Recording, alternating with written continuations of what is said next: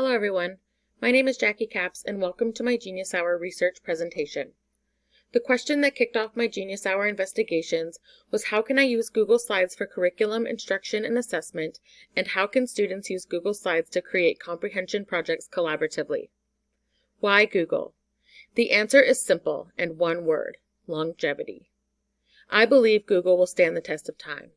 I learned to use the search engine Google as a high school student, and the California-based company has only shown exponential growth in the following years.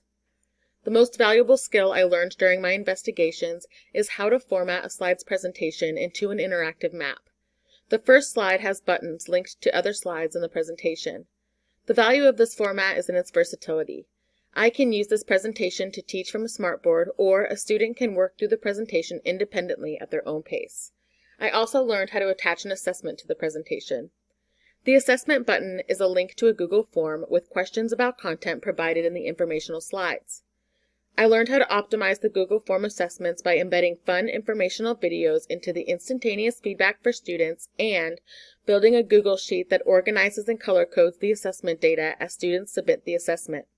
You can input feedback and build a data sheet in just a few clicks.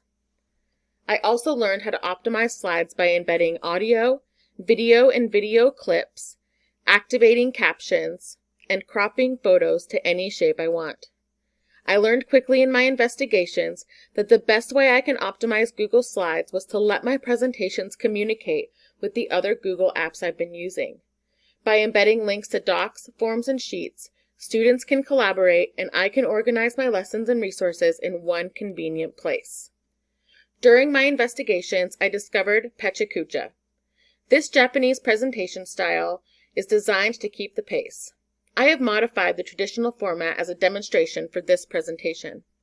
A traditional style Pecha is 20 slides for 20 seconds each. Throughout my investigations, I learned I can use Google to organize my curriculum, assessments, and data. I can use an interactive presentation for whole group, individual, and remote instruction. I can implement Pecha for instruction and assessment. And with the Google platform, students can work collaboratively or independently. Thank you for watching, and I hope you enjoyed my Genius Hour Pecha. If you are interested in designing your own interactive Google Slides or Pecha presentations, please see the link in the description to some resources I found and developed throughout my investigations.